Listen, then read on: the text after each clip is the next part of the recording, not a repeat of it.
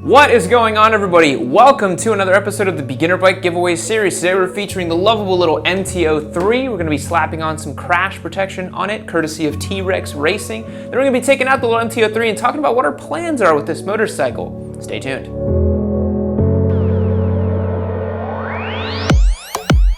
So in case you don't know, this is one of our giveaway motorcycles. We have a lot of giveaway bikes. In fact, Spike, why don't we do this? Let's go show them. And here's all of our other motorcycles. Spike, can you hear me all the way down there? I don't know, man. It's a little hard. We got a lot of distance between us here. It literally looks like a dealership in here. It's kind of nuts, but these are, in fact, all of our other giveaway motorcycles. It's kind of hard to believe. So we've got the Grom, the other Grom, our new Harley-Davidson Modern Classic giveaway. Did you miss that? That's pretty nuts. We've got the R1 down there. I know you're excited about the Harley-Davidson. Yes, I am. The Suzuki, the 401. Hit the link down below. All these motorcycles being given away. It's pretty sweet. All right, so like we said today, we're actually doing a full suite of T-Rex crash protection on here. And in my mind, this is the bike that deserves it the most. This is like the penultimate beginner bike right now. This is the kind of bike that you should be getting, dumping in a parking lot, going and like beating the hell out of. And this T-Rex stuff, obviously you're gonna wanna keep your cases safe, so that's what it's there for.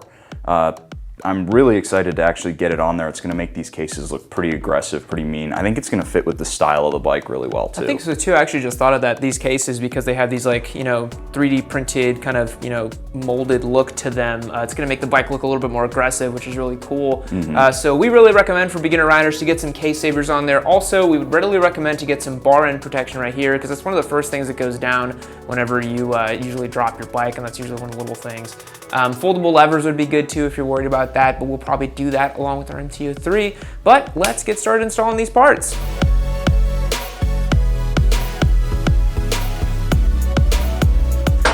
So as I'm getting started putting this on here, I think it's worth pointing out that as your first motorcycle, a naked bike makes a really great option. And it's simply because of how easy it is to get to all of this stuff. So I can just easily slap this on here. You know, it's 1-2 bolts on each side, which is really simple. If this was covered in plastics, I'd have to spend probably like an hour taking all of the plastics off, because the first time you take them off, you don't know what you're doing. And it's just so much simpler to do any kind of maintenance or modifications to a nice naked bike like this. Oh boy, there we go. I always love when my tools make that noise. Satisfying click. I'm so glad we are not schlepping on another Grom, because that Grom build took so long. Don't get me wrong, I love the final product of that Grom build, because that's hysterical. But getting there took some doing.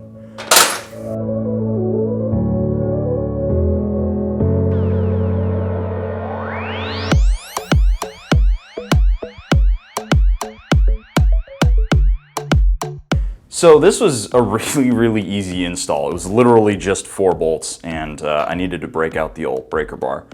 But the nice thing about these is they're so long because they actually are farther out than the tank is, which means that this is the first thing that touches the ground.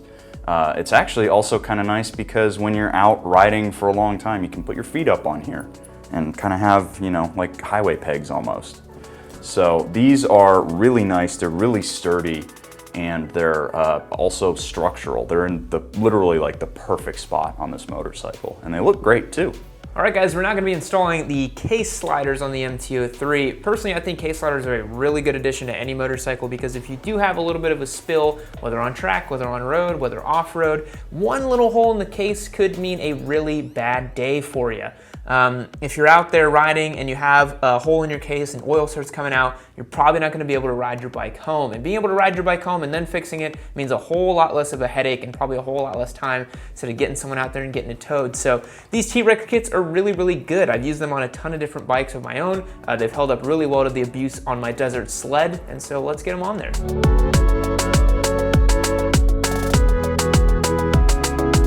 So as I'm going here, taking these bolts out of the side of this case here, one question we get a lot is, oh Yami, if I do that, is oil gonna spill out of my bike? And the answer is usually no. For a street motorcycle like this, you can take a lot of these bolts out and you won't see oil spill out of the bottom of the engine here. For a bike that's a little bit different, I'm thinking about my dirt bike, for example. I put on a little case on there. I did have to put it on its side so the oil didn't seep out. So most of the time, you're not gonna see oil come out of the bike, but sometimes you might. So I would recommend, you know, going slowly, seeing if oil starts creeping out of the case.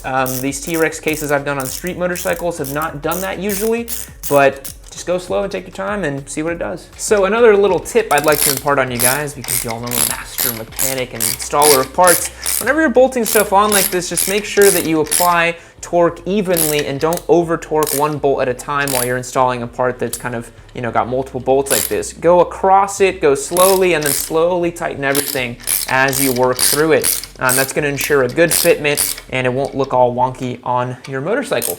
So piggying back off what Spite said earlier, I remember when we had our R3 last year's our giveaway bike, installing these case sliders was a little bit more tricky because of those fairings. So I really can't recommend highly enough a little naked bike like this as your first motorcycle, because it is just so much easier to work on. I probably will never own another fully faired motorcycle for the streets. Spite, what about you? Oh, absolutely not. I'm completely done with fully faired bikes. Yeah, over it. So one more piece of protection we put on here was a rear axle slider. These are really important because the last thing you want is when you go down, your swing arm gets messed up or scratched or something like that, or worst of all, dented or bent. A messed up swing arm can mean a very costly repair and probably a total loss on your motorcycle if this component is messed up. It's not an easy fix, so save yourself the headache, get a little protection like this, it'll be good to go. Alrighty guys, we finished up installing all of our case protection, case sliders, and frame sliders as well on here, and it's looking pretty good. T-Rex stuff always does the job and looks pretty good. I think it makes the bike as aggressive as we thought. What do you think, Spite? Yeah, no, I think it looks great, and I love always having these on there because when I'm on long trips, I do like putting my feet on them. Yeah. It's as close to highway pegs as you can get on a bike like this. So. Absolutely, yeah. And it's definitely going to keep you protected in case of a spill. And also one of the easiest installs you can ever do.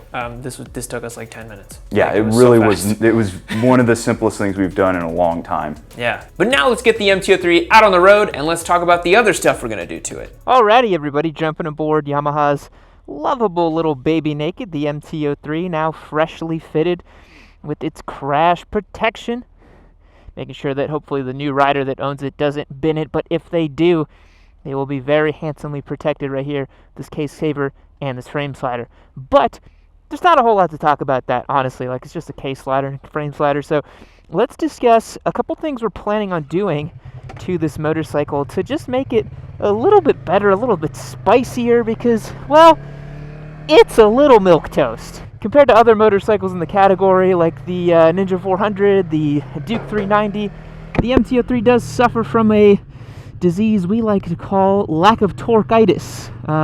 It's just not as poppy or zesty as those other motorcycles. Now, it does have a very sky-high RPM limit, which is quite nice, but, you know, I'd love to see a little bit extra torque, a little bit zestier feel from this motorcycle. So the first thing we're thinking of doing to it, which is actually already on the way, is a set of sprockets. We are going to be dropping a tooth in the front and going up 2 teeth in the rear, making this thing really nice and snappy. Ran the numbers the other day, and that should give us a 10% increase in torque on this machine. Go! Sometimes with Austinites, you got to remind them to keep going at a stop sign. So yeah, it should provide a 10 to 11% increase in torque on this machine, and that should make it really nice and snappy. The other thing we're going to do to it, which I think every little bike deserves, is a slip-on exhaust. We're going to be putting on a little Akrapovic, whatever you want to call it, slip-on exhaust system to this motorcycle. I think that'll really liven up the party on this thing and get it really feeling pretty good. The other thing we want to do to it as well is upgrade the brakes a little bit. So as many of you guys know, I've talked about this many times and have made my disdain publicly known about Yamaha's crappy wooden feeling front brakes on this machine, and they really just don't feel very good. So what we're going to be doing is swapping out the fluids, doing a nice fluid flush on it, putting on a fresh set of pads, higher spec pads, and see if that improves the braking feel. It definitely should, because that's the thing I did on my RC390, and that bike already has better brakes than this bike, but after just doing a simple pad and fluid flush, it did feel a whole lot better. So hopefully the MT03's problems can be ameliorated by doing that as well, because you know, sitting on the MT, I've mentioned this a couple times, and I mentioned it in my first ride along video on this bike, is, you know, the stance of it and the gas tank shape and the whole vibe of the motorcycle makes you feel like it's going to be torquey and naked and fun. It's not too dissimilar, the seating position, from an MT10. The tank shape is similar, the little LED screen is similar, you know, it's super cool, but you twist the throttle and it very quickly reminds you that, man, nobody is following stop signs today, huh? It very quickly reminds you that it is indeed a beginner bike and has about, you know, 12 foot-pounds of torque or whatever it is. Or maybe it's 20, I don't know. It's not that much. The MT03 sort of suffers from a similar thing that the Harley-Davidson Sportster suffers from, in that Yamaha sells you this motorcycle, but in my opinion, it is incomplete. It's not a bike that you'll get and be happy with perfectly stock. You'll want to do a couple things to it to make it a really good motorcycle. Whereas if you get a Ninja 400, if you get a Duke 390, do a quick little brake check here. Just fine. If you get a Duke 390, a Ninja 400, one of the other bikes in the category, yes, you're going to spend a little bit more money, but you are getting, objectively, a better motorcycle. The brakes on the Ninja 400 feel better. The engine's a little bit more pokey on the Ninja 400. It is just a little bit better than the MT03, but MT03 is $45.99 on the showroom floor. But again, if you got to add sprockets, if you got to put a new chain, if you got to do a little slip-on, let's remove the slip-on because that's a bit of an accessory and you'd want to do that to any motorcycle. But just the sprockets alone to liven up the party a little bit, it's about $200 for the sprockets and the new chain, which you want to do every time you change out the sprockets. Upgrading the brakes also relatively cheap, about $100 extra bucks maybe for the new pads and the fluids. So to be honest, you're still looking at about a $5,000 motorcycle with the MT03 to do the stuff that I think makes it a decent enough beginner bike. But if it is your very, very first motorcycle, I think you'd be perfectly happy with this thing because you don't have any baselines or reference points yet for what a motorcycle should feel like, wants to feel like, what you like out of a motorcycle, and all that jazz. You can really just beat the ever-loving crap out of this thing. It's a lot of fun to ride for that reason. So yeah, for your very first one, you don't really have a reference point or a baseline for how motorcycles should feel, and so don't worry too much about what I'm saying. If you like the MT03 and you want the MT03 as your first motorcycle, definitely just get one because you're going to like it and you like the way it looks and you like the bike. Don't worry about the Ninja 400 having, 6 more horsepower or better brakes or the Duke 390, this and that. There is no best choice when it comes to these little bikes. It's just the one you like because you're not going to keep it forever. You're going to learn with it, and it's going to be fun no matter what. I think that's the thing I wish someone had told me when I started because I was in a bit of a decision paralysis when I first started as well. It's just like, dude, just get the one you like because they're not different enough to the point where, it's going to be radically different getting this over a Ninja 400 or something.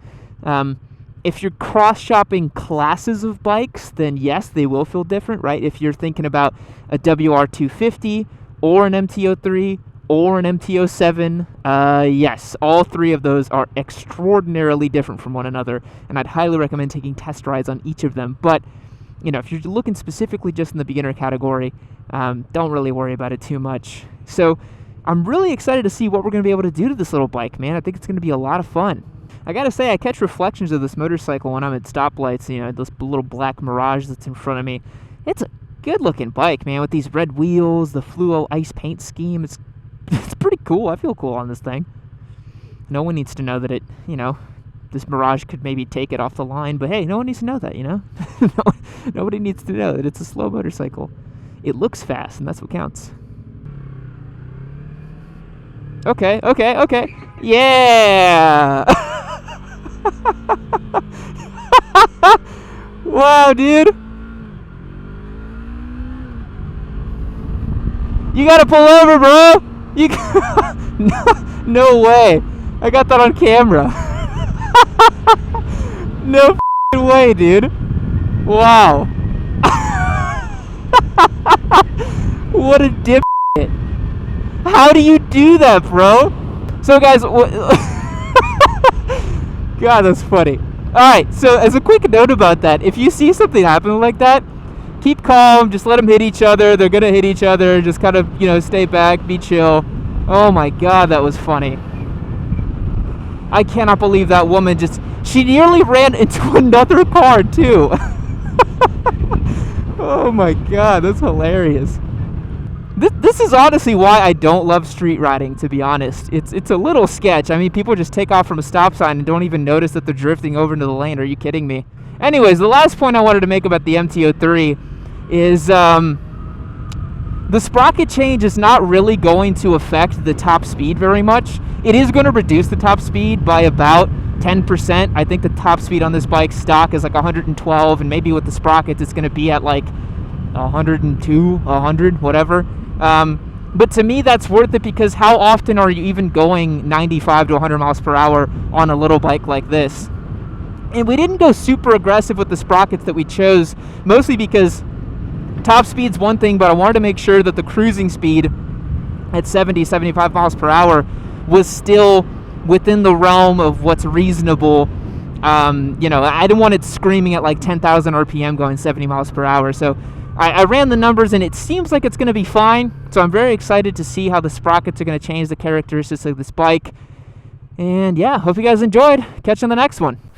So, I hate to break it to you, but this video is actually over. But if you hit this one right over here, you can keep watching your sweet Papa Yam doing some fun stuff. And if for nothing else, do it for Yammy-chan. Don't worry, I'll wait. I'll just wait, it's okay. Take your time.